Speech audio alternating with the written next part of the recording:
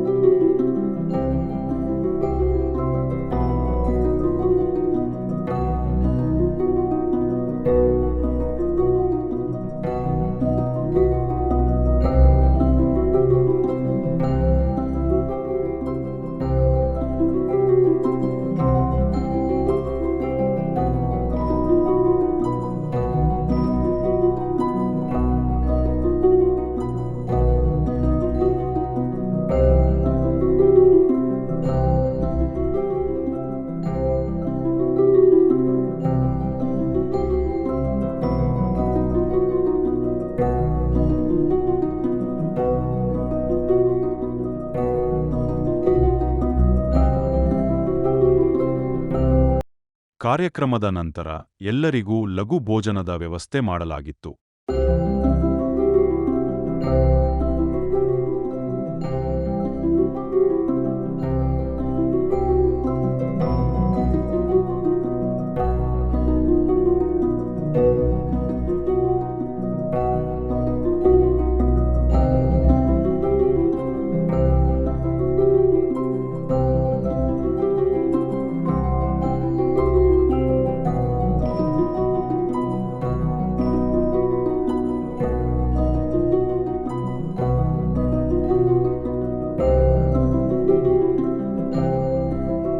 ಸಂಸ್ಥೆ ವತಿಯಿಂದ ಒಂದು ಕನಸು, ನಾನು ಒಂದು ಹಳ್ಳಿಯಿಂದ ಬಂದಂಥ ಹುಡುಗ, ಏನಾದರೂ ಒಂದು 4-6 ಜನಕ್ಕೆ ನಾವು ಸಮಾಜಕ್ಕೆ ಒಂದು ಜನಸೇವೆ ಮಾಡಬೇಕು ಅಂತ ಒಂದು ಸಂಕಲ್ಪವನ್ನು ಇಟ್ಕೊಂಡು ಈ ಒಂದು ಹೊಸ ವರ್ಷದಲ್ಲಿ 2026ರಿಂದ ಎಲ್ರಿಗೂ ಒಂದು ಹೊಸದಾಗಿ ಏನಾದರೂ ಒಂದು ಭದ್ರ ಬುನಾದಿಯಾಗಿ ಒಂದು ಹೊಸ ಕೆಲಸವನ್ನು ಮಾಡಬೇಕು ಅಂತ ಒಂದು ಹೆಜ್ಜೆಯನ್ನಿಟ್ಟಂಥ ಕ್ಷಣ.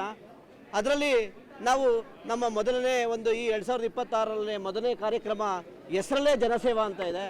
ನಮ್ಮ ಕಾರ್ಯಕ್ರಮದ ಹೆಸರೇ ಜನಸೇವಾ ಕಾರ್ಯಕ್ರಮ. ಈ ಒಂದು ಕಾರ್ಯಕ್ರಮವನ್ನು ಇವತ್ತು ನಾವು ಸಿದ್ಧಗಂಗಾ ಶಾಲೆ ಶಿವನಹಳ್ಳಿ, ಏನು ನಮ್ಮ ರಾಜಾಜಿನಗರದ ಏನು ಒಂದು ಮಧ್ಯಭಾಗದಲ್ಲಿರುವಂತಹ ಏನು ಒಂದು ದೊಡ್ಡಮ್ಮ ದೇವಿಯ ದೇವಸ್ಥಾನದ ಪಕ್ಕದಲ್ಲಿ ಈ ಒಂದು ಸಿದ್ಧಗಂಗಾ ಶಾಲೆ, ಈ ಶಾಲೆಯ ಆವರಣದಲ್ಲಿ ನಾವು ಮೊದಲನೇ ಕಾರ್ಯಕ್ರಮವನ್ನು ನಮ್ಮ ಫೌಂಡೇಶನ್ ವತಿಯಿಂದ ಏನು ಸಾರ್ವಜನಿಕವಾಗಿ ನಾವು ಈ ಹಲವಾರು ಕಾರ್ಯಕ್ರಮಗಳನ್ನು ಮಾಡಿದ್ದೋ, ಶಿಕ್ಷಣ, ಸ್ವಚ್ಛತೆ, ಆರೋಗ್ಯದ ಬಗ್ಗೆ. ಇವತ್ತು ಒಂದು ಸಾರ್ವಜನಿಕರಿಗಾಗಿ ಜನಸೇವಾ ಒಂದು ಕಾರ್ಯಕ್ರಮವನ್ನು ಹಮ್ಮಿಕೊಂಡಿದ್ದೋ. ಇದರ ಉದ್ದೇಶ ಏನು ಅಂತಂದರೆ, ನಾವು ವಿದ್ಯಾರ್ಥಿಗಳಾಗಿದ್ದಾಗ ಯಾವ ರೀತಿ ಕಷ್ಟಪಟ್ಟಿದ್ದೋ, ನಾವು ಕೆಲಸಗಳನ್ನು ಮಾಡಬೇಕಾದ್ರೆ ಯಾವ ರೀತಿ ಏನು ವ್ಯವಸಾಯ ಮಾಡಬೇಕಾದ್ರೆ ಊಟಕ್ಕೆ ಯಾವ ರೀತಿ ಹಾಹಾಕಾರ ಇರ್ತಿತ್ತು, ಅದೇ ರೀತಿ ಬೆಂಗಳೂರಿಗೆ ಬಂದಂಥ ಸಂದರ್ಭದಲ್ಲಿ ನಮ್ಮ ಏನು ಆಶಾ ಕಾರ್ಯಕರ್ತರಿದ್ದ ಆರೋಗ್ಯದ ಬಗ್ಗೆ ಯಾವ ರೀತಿ ನಾವು, ಆರೋಗ್ಯ ಅಂದರೆ ಆಶಾ ಕಾರ್ಯಕರ್ತರು, ಶಿಕ್ಷಣ ಅಂದರೆ ವಿದ್ಯಾರ್ಥಿಗಳ ಪ್ರತಿಭಾ ಪುರಸ್ಕಾರ, ದುಡಿಮೆ ಅಂದರೆ ಉದ್ಯೋಗ ಅಂದರೆ ಆಟೋ ರಿಕ್ಷಾದವರ ರಾತ್ರಿ ಈಗಲೂ ಸೇವೆಯನ್ನು ಸಲ್ಲಿಸುವಂಥ ಒಂದು ಆಟೋ ಡ್ರೈವರ್ ಅವರ ಸೇವೆಗಳನ್ನು ಗುರುತಿಸುವಂಥ ಕಾರ್ಯಕ್ರಮ. ಅದಷ್ಟೇ ಅಲ್ಲದೆ ಪ್ರತಿನಿತ್ಯ ಸ್ವಚ್ಛತೆ ಬಗ್ಗೆ ನಾವು ವಿಶೇಷವಾದಂಥ ಒಂದು ಕಾಳಜಿನ ನಮ್ಮ ಸಂಸ್ಥೆ ಸುಮೆ ರವಿಕುಮಾರ್ ತಂಡ ಇಟ್ಕೊಂಡಿರೋದ್ರಿಂದ ಏನು ಪೌರ ಕಾರ್ಮಿಕರಿಗೆ ಗುರುತಿಸಿ ಅವರಿಗೆ ದಿನಸಿ ಕಿಟ್ಗಳನ್ನು ವಿತರಣೆ ಮಾಡುವಂಥ ಮುಖಾಂತರ. ಅದಷ್ಟೂ ಅಲ್ಲದೆ ನಮ್ಮ ಇತ್ತೀಚಿನ ದಿನಗಳಲ್ಲಿ ಬೆಂಗಳೂರು ಅತಿ ವೇಗವಾಗಿ ಬೆಳೀತಿರುವಂಥ ಪ್ರಪಂಚದಲ್ಲಿ ದೊಡ್ಡ ನಗರವಾಗಿರೋದ್ರಿಂದ ನಾವೆಲ್ಲರೂ ಡಿಜಿಟಲ್ ಯುಗಕ್ಕೆ ಇವತ್ತು ಎಲ್ಲರೂ ಒಂದು ಹೆಜ್ಜೆಯನ್ನಿಟ್ಟಿರೋದ್ರಿಂದ ಇಂದಿನ ಕಾಲದಲ್ಲಿ ಈ ಒಂದು ಸುತ್ತಮುತ್ತಲಿನ ಭಾಗದಲ್ಲಿ ನಾನು ಒಬ್ಬ ರೈತನ ಮಗನಾಗಿದ್ದರಿಂದ ಒಂದು ಸುಗ್ಗಿ ಹಬ್ಬ, ಸಂಕ್ರಾಂತಿ ಅಂದರೆ ಯಾವ ರೀತಿ ಮಾಡ್ತಿದ್ದೋ, ಕಡಗಳನ್ನು ಯಾವ ರೀತಿ ಮಾಡ್ತಿದ್ದೋ, ರಾಸುಗಳನ್ನು, ಎತ್ತುಗಳನ್ನು ಅಥವಾ ಹಸುಗಳನ್ನು ಯಾವ ರೀತಿ ಬೆಂಕಿನಲ್ಲಿ ಕಿಚಾಯಿಸ್ತಾ ಇದ್ದೋ, ಆ ಕಡದಲ್ಲಿ ರಾಶಿ ಪೂಜೆ ಯಾವ ರೀತಿ ಮಾಡ್ತಾ ಇದ್ದೋ, ಗೋಪೂಜೆಯನ್ನು ಯಾವ ರೀತಿ ಮಾಡ್ತಾ ಇದ್ದೋ, ಸಂಕ್ರಾಂತಿ ಹಬ್ಬದಲ್ಲಿ ನಾವೆಲ್ಲರೂ ಏನು ನಮ್ಮ ಮನೆಗಳಿದ್ದಂಥ ಹಸುಗಳನ್ನು ಅವುಗಳನ್ನು ವರ್ಷಕ್ಕೊಂದ್ಸತಿ ಮೈ ತೊಳೆದು ಬಣ್ಣ ಹಚ್ಚಿ ಅವಕ್ಕೆ ಟೇಪ್ ಕಟ್ಟಿ ಅಲಂಕಾರಿತ ಮಾಡಿ ಅವುಗಳನ್ನು ಪೂಜೆ ಮಾಡುವಂಥ ಒಂದು ಸಂಸ್ಕೃತಿ ನಮ್ಮ ಹಿಂದೂ ಧರ್ಮದಲ್ಲಿ, ಸನಾತನ ಧರ್ಮದಲ್ಲಿ ಕಾಲದಿಂದಲೂ ನಮ್ಮ ಹಿರಿಯರು ನಮಗೆ ಹೇಳಿದರು. ಅದನ್ನು ನಮ್ಮ ತಂದೆ ತಾಯಿಗಳು ಸಹ ನಮ್ಗೆ ಕಲಿಸ್ಕೊಟ್ಟಿದ್ರು. ಆ ಒಂದು ಸನ್ನಿವೇಶನವನ್ನು ಈ ಒಂದು ಜಾಗದಲ್ಲಿ ಏನು ಬೆಂಗಳೂರಿನ ನಗರದಾದ್ಯಂತ ಬೆಂಗಳೂರಿನಲ್ಲಿ ಎಲ್ಲರೂ ತಮ್ಮ ತಮ್ಮ ಉದ್ಯೋಗಗಳಲ್ಲಿ ಎಲ್ಲರೂ ಬ್ಯುಸಿಯಾಗಿರ್ತಾರೆ. ಅಂಥ ಒಂದು ಸಂದರ್ಭದಲ್ಲಿ ಆ ಹಳ್ಳಿಯ ಸೊಬಗನ್ನು ಎಲ್ರಿಗೂ ತಲುಪಿಸೋ ಒಂದು ಉದ್ದೇಶದಿಂದ ಇವತ್ತು ನಮ್ಮ ಸಂಸ್ಥೆ ಒಂದು ಜನಸೇವಾ ಕಾರ್ಯಕ್ರಮದಲ್ಲಿ ಪ್ರಪ್ರಥಮವಾಗಿ ಒಂದು ಪೂಜೆಯನ್ನು ಮುಖಾಂತರ ಮಾಡುವ ಭೂದೇವತೆಗೆ ಮತ್ತು ಸೂರ್ಯನಾರಾಯಣ ಸ್ವಾಮಿಗೆ ನಮಸ್ಕಾರ ಒಂದು ಪೂಜೆಯನ್ನು ಮಾಡುವ ಮುಖಾಂತರ ಕಾಮಧೇನುವನ್ನು ನಾವು ಒಂದು ಪೂಜಿಸಿ ಇವತ್ತು ಈ ಕಾರ್ಯಕ್ರಮವನ್ನು ಪ್ರಾರಂಭಿಸಿದ್ದೇವೆ. ತಾವೆಲ್ಲರೂ ನಮ್ಮ ಈ ಒಂದು ಕಾರ್ಯಕ್ರಮಕ್ಕೆ ನಮ್ಮ ಏನು ಡಾಕ್ಟರ್ ನಿಶ್ಚಲಾನಂದ ಮಹಾಸ್ವಾಮೀಜಿಯವರು, ಪರಮಪೂಜ್ಯ ವಿಶ್ವ ಒಕ್ಕಲಿಗರ ಮಠ ಹಾಗೂ ಬಸವಣ್ಣದೇವರ ಮಠದ ಶ್ರೀ ಸಿದ್ಧಲಿಂಗ ಸ್ವಾಮಿಗಳು ಮತ್ತು ಅಖಿಲ ಭಾರತ ವೀರಶೈವ ಮಹಾಸಭಾದ ರಾಷ್ಟ್ರೀಯ ಉಪಾಧ್ಯಕ್ಷರು ಸಚ್ಚಿದಾನಂದ ಅವರು ಹಾಗೂ ಈ ಒಂದು ಭಾಗದ ಡಾಕ್ಟರ್ ಪ್ರಮೋದ್ ಕಿದ್ವಾಯಿ ಸಂಸ್ಥೆಯ ನಿರ್ದೇಶಕರಾಗಿ ವಿವಿಧ ದೇಶಗಳಲ್ಲಿ ಕ್ಯಾನ್ಸರ್ ತಜ್ಞರಾಗಿ ಪ್ರಸಿದ್ಧಿ ಪಡೆದಂಥ ಪ್ರಮೋದ್ ಸರ್ ಅವರು, ಬಸವೇಶ್ವರ ನಗರದ ಒಕ್ಕಲಿಗ ವೇದಿಕೆಯ ರಾಜಣ್ಣರವರು, ನಮ್ಮ ಸಂಸ್ಥೆಯಲ್ಲಿ ಹಲವಾರು ಕಾರ್ಯಕ್ರಮಗಳಿಗೆ ಬೆನ್ನೆಲುಬಾಗಿ ನಿಂತಿರುವಂಥ ಮಾರ್ಗದರ್ಶಕರಾದ ಕೆಂಪರಂಗಯ್ಯನವರು ಹಾಗೂ ಅನೇಕ ಹೆಸರೇಳಕ್ಕೆ ಇಲ್ಲಿ ಸಾಧ್ಯವಾದಷ್ಟು ಜನ ಎಲ್ಲರೂ ಸಹ ಬಂದಿದ್ದಾರೆ. ಹಾಗಾಗಿ ಎಲ್ರಿಗೂ ಈ ಒಂದು ಕಾರ್ಯಕ್ರಮಕ್ಕೆ ಬಂದಂತಹ ಅದಕ್ಕಿಂತ ಹೆಚ್ಚಿನಾಗಿ ನಮ್ಮ ಆಟೋ ರಿಕ್ಷಾದವರು ಚಾಲಕರು ಬಂದಿದ್ದರು, ಆಶಾ ಕಾರ್ಯಕರ್ತರು ಬಂದಿದ್ದರು, ನಮ್ಮ ಸಂಸ್ಥೆಯ ಹಲವಾರು ಸ್ವಯಂ ಸೇವಕರ ಅಕ್ಕಂದಿರು, ತಾಯಂದಿರು ಮತ್ತು ಮಾರ್ಗದರ್ಶಕರು, ಚಿಂತಕರು, ಪೋಷಕರು ಮತ್ತು ನೀವೆಲ್ಲ ಮಾಧ್ಯಮ ಮಿತ್ರರು ಸಹ ನಮಗೆ ತಾವಾಗೇ 4 ಗಂಟೆಯಿಂದಲೂ ನಮಗೆ ಸಹ ಈ ಒಂದು ಕಾರ್ಯಕ್ರಮವನ್ನು ಯಶಸ್ವಿಗೊಳಿಸಬೇಕು, ಇವ್ರಿಗೆ ಸಹಕಾರ ಕೊಡಬೇಕು ಅಂತ ತಾವೆಲ್ಲರೂ ಸಮಯವನ್ನು ಲೆಕ್ಕಿಸದೆ ನಮ್ಮ ಕಾರ್ಯಕ್ರಮದಲ್ಲಿ ಇಲ್ಲಿವರೆಗೂ ಶಾಂತ ರೀತಿಯಲ್ಲಿ ಎಲ್ಲ ಕಾರ್ಯಕ್ರಮವನ್ನು ಯಶಸ್ವಿಯಾಗಿ ಮಾಡಿದ್ದೀರಾ. ಮೂಲೆ ಮೂಲೆಗೆ ಇಂತಹ ಒಂದು ಚಿಂತನೆಗಳು ಬೆಂಗಳೂರಿನಾದ್ಯಂತ, ರಾಜ್ಯಾದ್ಯಂತ, ದೇಶಾದ್ಯಂತ ಯುವ ಪ್ರತಿಭೆಗಳಲ್ಲೂ ಬೆಳೆಸಲು, ಪೋಷಿಸಲು ನೀವೆಲ್ಲರೂ ನನಗೆ ಸಹಕಾರ ನೀಡ್ತಾ ಇದ್ದೀರಾ. ಈ ಒಂದು ಸುತ್ತಮುತ್ತಲಿನ ಎಲ್ಲ ಸಾರ್ವಜನಿಕ ಬಂಧುಗಳು ಸಹ ನನಗೆ ಬಂದು ಆಶೀರ್ವಾದ ಮಾಡಿದ್ದಾರೆ. ಎಲ್ರಿಗೂ ಚಿಲುಮೆ ರವಿಕುಮಾರ್ ಫೌಂಡೇಶನ್ ವತಿಯಿಂದ ಹೃದಯಪೂರ್ವಕವಾದಂಥ ಅಭಿನಂದನೆಗಳು, ಧನ್ಯವಾದಗಳು. ಎಲ್ರಿಗೂ ಆ ದೇವರು ಈ ಒಂದು ಸಂಕ್ರಾಂತಿ ಹೊಸ ವರ್ಷದಿಂದ ಅವರಿಗೆ ನಾವು ಒಂದು ಕ್ಯಾಲೆಂಡರನ್ನು ಬಿಡುಗಡೆ ಮುಖಾಂತರ ಪ್ರತಿ ಮನೆಗೆ ರಾಜಾಜಿನಗರದ ವ್ಯಾಪ್ತಿಯಲ್ಲಿ ನಾವು ಈಗಾಗಲೇ ಅಂಕಿಅಂಶಗಳನ್ನು ಅಧ್ಯಯನ ಮಾಡಿರೋ ಪ್ರಕಾರ 97,000 ಮನೆಗಳು ಬರ್ತವೆ.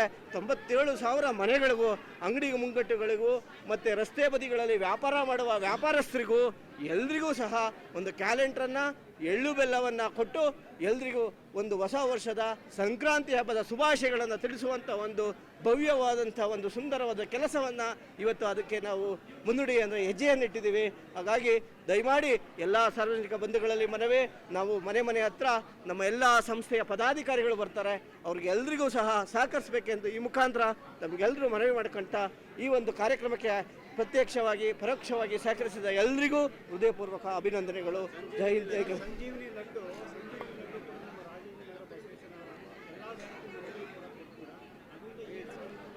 ಸರ್, ನಾವು ಸಂಜೀವಿನಿ ಲಡ್ಡು ಅನ್ನೋ ಒಂದು ವಿಚಾರವನ್ನು ಯಾಕೆ ಸಂಜೀವಿನಿ ಲಡ್ಡು ಅನ್ನೋ ವಿಚಾರವನ್ನು ಎಲ್ಲ ಜನಗಳಿಗೆ ಆರೋಗ್ಯದ ದೃಷ್ಟಿಯಿಂದ ನಮ್ಮ ಸಂಸ್ಥೆ 2019ರಲ್ಲಿ ಏನು ಕೋವಿಡ್ ಅನ್ನೋ ಮಹಾಮಾರಿ ಬರ್ತದೆ, ಅದು 2020ರಲ್ಲಿ ಕಂಟಿನ್ಯೂ ಆಗ್ತದೆ. ಅಂಥ ಸಂದರ್ಭದಲ್ಲಿ ನಮ್ಮಲ್ಲೊಂದು ಕೆಲಸ ಮಾಡ್ತಿರೋಂಥ ಒಂದು ಯುವಕ ಅವಾಗ ತಾನೇ ಮದುವೆ ಆಗಿರ್ತಾನೆ. ಅವನಿಗೆ ಹೃದಯಘಾತ ಆಗಿ ಅವನು ಇದ್ಕಿದ್ದಂಗೆ ಮದುವೆ ಆಗಿದ್ದ ಕೆಲವೇ ದಿನಗಳಲ್ಲಿ ಮರಣ ಹೊಂದ್ಬಿಡ್ತಾನೆ. ಆ ನೋವನ್ನು ನಮ್ಮ ತಂಡ ನುಂಗಲಾರದ ಮನಸ್ಸಿನ ನೋವಾಗಿ ಇರ್ತದೆ. ಅದಕ್ಕೆ ನಾವು ಏನಾದರೂ ಮಾಡಿ ಯಾಕೆ ಈ ಹೃದಯಘಾತ ಆಗ್ತದೆ, ಯಾಕೆ ಅಂದರೆ ಅವನ ಆರೋಗ್ಯ ಸಂಪೂರ್ಣವಾಗಿರ್ತದೆ, ಚೆನ್ನಾಗಿರ್ತದೆ, ಅವನು ಆಕ್ಟಿವ್ ಆಗಿರ್ತಾನೆ, ಫಿಟ್ನೆಸ್ ಆಗಿರ್ತಾನೆ. ಯಾವಾಗ ಟೆಸ್ಟ್ ಮಾಡಿಸ್ರು ಡಾಕ್ಟ್ರು ಚೆನ್ನಾಗಿದೆಯಪ್ಪ ಹೋಗಪ್ಪ ಅಂತಿರ್ತಾರೆ. ಅಂಥ ಕಾಲದಲ್ಲಿ ಆ ಹುಡುಗನಿಗೆ ಹೃದಯಘಾತ ಆಗ್ತದೆ. ನಾವು ಅದನ್ನು ನಮ್ಮೆಲ್ಲರಿಗೂ ಬೇಸರ ಆದಾಗ ನಮ್ಮ ಸಂಸ್ಥೆಯೆಲ್ಲ ಎಲ್ಲ ಪದಾಧಿಕಾರಿಗಳು ಕುಂತ್ಕೊಂಡು ಸಾಕಷ್ಟು ಪೋಷಕರು, ಹಿರಿಯರು, ಅಜ್ಜಂದಿರುಗಳನ್ನು ಐಡಿಯಾಗಳನ್ನು ಕೇಳ್ತೀವಿ. ನೀವು ಹಿಂದಿನ ಕಾಲದಲ್ಲೆಲ್ಲ ಕಾಯಿಲೆ ಬರ್ತಿತ್ತಲ್ಲ, ಏನು ಮಾಡ್ತಾಯಿದ್ರಾ, ಯಾಕೆ ನೀವು ಅವಾಗೆಲ್ಲ ಹಾಸ್ಪಿಟ್ಲುಗಳು ಇವತ್ತಿನ ಥರ ಡಿಜಿಟಲ್ಲು ಸ್ಕ್ಯಾನಿಂಗು ಹಾಸ್ಪಿಟ್ಲುಗಳಿರಲಿಲ್ಲ, ಅವಾಗೆಲ್ಲ ನೀವು ಯಾವ ರೀತಿ ಔಷಧಗಳನ್ನು ತಗೊತಾ ಇದ್ರ ಅಂತ ಕೇಳಿದಾಗ ಅವ್ರು ನಮಗೆ ಮಾಹಿತಿ ಹೇಳ್ತಾರೆ. ನಮ್ಮಲ್ಲಿ